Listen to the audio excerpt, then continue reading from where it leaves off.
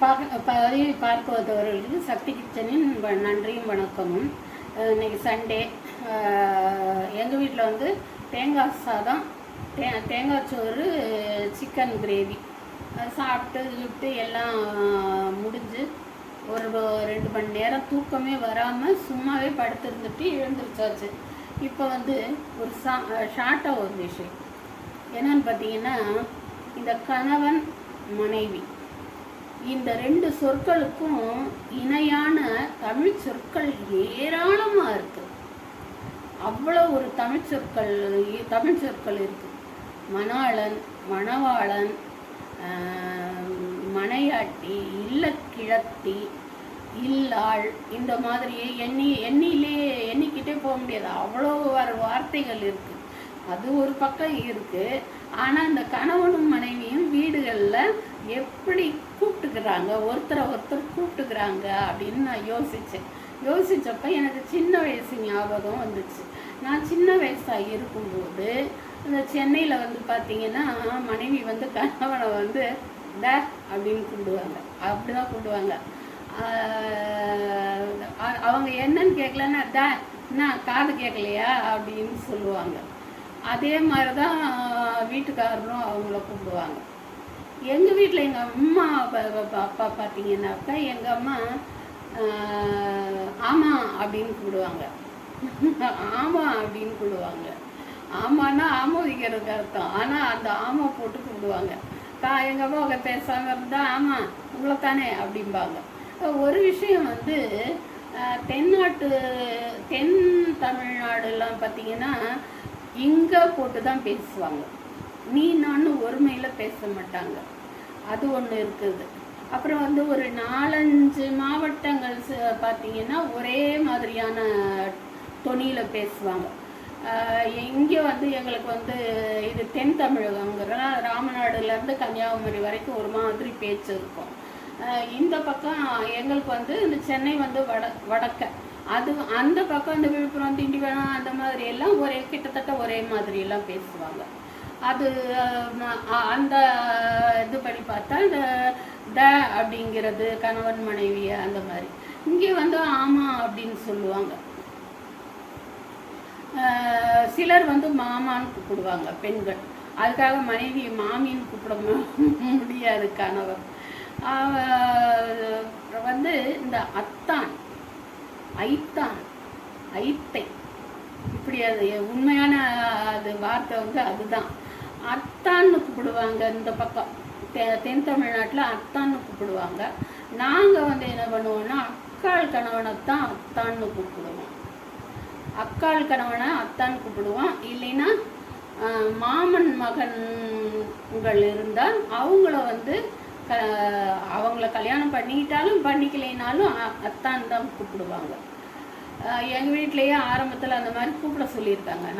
எனக்கு அது ஒருத்தர் அந்த பக்கம் வளர்ந்ததுனால அது வரல. எங்கள் அம்மா மாதிரியே கூப்பிடுவேன் நான். ஆனால் இந்தாங்க உங்களைத்தானே அப்படின்னு சொல்லி கூப்பிடுவேன் நான். அப்புறம் சில நேரம் அப்படி கூப்பிடுவேன். பெரும்பாலும் வந்து அம்மா அப்பான்னு கூப்பிட்டுக்குருவோம். அம்மா அப்பா அப்படி அந்த மாதிரி கூப்பிட்டுக்குருவோம். அது ஒரு மாதிரி இருக்கும். இது வந்து இப்போ நடுவால் கொஞ்சம் பார்த்தீங்கன்னாக்கா அந்த சின்ன வயசு ஜோடிகள்லாம் டார்லிங் அந்த மாதிரிலாம் கூப்பிட்டுக்கிட்டு இருந்தாங்க. இப்படி கூப்பிட்டுக்கிட்டு இருந்தவங்க இப்போ பார்த்தீங்கன்னாக்கா பேர் சொல்லி கூப்பிட்றாங்க. அந்த காலத்தில் பேரை சொன்னாலே தலையில் அடித்தாப்புல இருக்குது. என்ன தலையில் அடித்தாப்புல பேரை சொல்கிற அப்படின்னு கேட்பாங்க. பேர் சொல்லி கூப்பிட மாட்டாங்க. ஏதாவது விஷயத்துக்கு சொல்ல வேண்டி வந்துச்சுனாலே என்ன தலையில் அடித்தாப்புல பேரை சொல்லி கூப்பிட்ற. மனைவி வந்து கணவனோட பேரை சொன்னால் கணவனுக்கு ஆயுள் கம்மி அப்படிங்கிற மாதிரி சொல்லுவாங்க. அது ஒரு நம்பிக்கை. ஆனால் இப்போ ரொம்ப ஈஸியாக கணவனுக்கு ஆயுள் கம்மியாகுதோ இல்லையோ, இந்த கல்யாணத்துக்கு ஆயுள் கம்மியாகிருது. வந்து ஈகோலையே 2 பேரும் வந்து சீக்கிரமே பிரிஞ்சிடுற மாதிரி ஆயிடுறாங்க.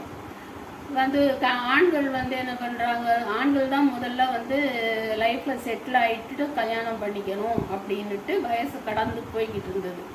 இப்போ அதே மாதிரி பெண்களும் 30 தாண்டியும் கல்யாணம் வேணாம், இப்போதைக்கு வேணாங்கிற மாதிரி இருக்கிறாங்க. இப்போதைக்கு வேணாங்கிறதில்ல, இப்போதைக்கு வேணான்னு சொல்லி தள்ளி போட்டதுனால 30 தாண்டி வந்து இனிமே போய் இது மாமியார் வீட்டில் இருக்கிறது அப்படிங்கிறதெல்லாம் அந்த கான்செப்ட் எல்லாம் போயிடுச்சு. இப்போ முக்கால்வாசி போயிடுச்சு. அடுத்த தெருவில் இருக்கணும், இல்லைனாக்கா அம்மா வீட்டோட வந்துடணும், அந்த மாதிரி தான் காலம் மாறி போச்சு. அதுக்கு காரணம் வந்து அந்த காலத்தில் பெண்களுக்கு நடந்த அநியாயங்கள் எல்லாம் பார்த்து நமக்கு வந்து சுயமாக பொருளாதாரம் வேணும். அப்படி இருந்தால் தான் நாளைக்கு வந்து நமக்கு பிரிவினை வந்தாக்க நம்மளுடைய குழந்தைங்களை நம்ம பார்த்துக்கிறணும் அப்படிங்கிற ஒரு ரீதியில் வந்து பெண்கள் வந்து நல்லா 2 டிகிரி வாங்கிட்டு அதுக்கு மேலே கூட படிச்சுட்டு மேக்சிமம் 1 டிகிரி 2 டிகிரி வாங்கிட்டு நல்ல வேலைகளில் இருந்து நல்லா கை நிறைய சம்பாதிக்கிறாங்க. ஒத்து வந்தால் கல்யாணம் பண்ணுறாங்க, அப்புறம் கல்யாணம் பண்ணிட்டு ஒத்து வரலைன்னா பிரிஞ்சிடுறாங்க. அந்த பிள்ளைங்களோட மனநிலையை யாருமே எண்ணி பார்க்கறதில்ல. ஒரு கூட்டு பறவையாக இருந்துட்டு அந்த அப்பாங்கிறவரை வாரத்துக்கு ஒரு வாரம் போய் பார்க்கறது வைக்கிறது அந்த மாதிரி எல்லாம் ஆகும்போது அந்த பிள்ளைங்க மனநிலை என்னமா இருக்கும்னு நினைக்கிறதே இல்லை. தன்னோட பிடிவாதம், தன்னுடைய எண்ணம், தன்னோட சிந்தனைக்கு மட்டுமே மதிப்பு கொடுக்குறாங்க. அவ ஒத்து வரல அப்புறம் என்னத்துக்கு அப்படின்னு நினைக்கிறாங்க. ஆனால் அந்த குழந்தைய நினைக்க மாட்டுறாங்க. இப்போ சரி அதெல்லாம் போச்சு, இப்போ டேன்னு கூப்பிட்றாங்க, பேர் சொல்லி இப்போ வந்து பேர் சொல்லி கூப்பிட்றாங்க. சர்வசாதாரணமாக டேன்னு சொல்லிக்கிறாங்க. டிவிலெல்லாம் பார்த்தா டேய் தான் வருது பாதி.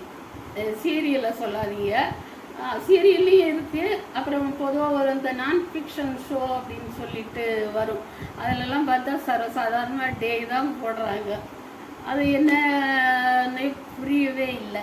அது ஒரு புரியலன்னு இல்லை, ஒரு காரணம் இருக்குது பாருங்கள்.